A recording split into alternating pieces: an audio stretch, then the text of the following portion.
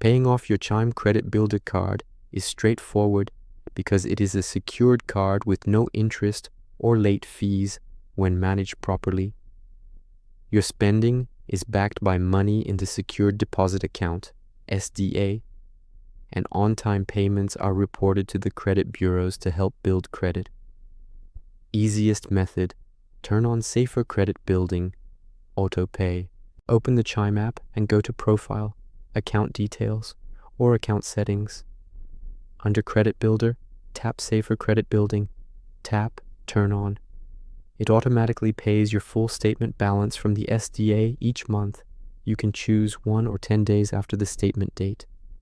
Keep enough money in the SDA to cover the balance. Manual payment, go to Profile, Account Details, Credit Builder Payment, or Safer Credit Building section.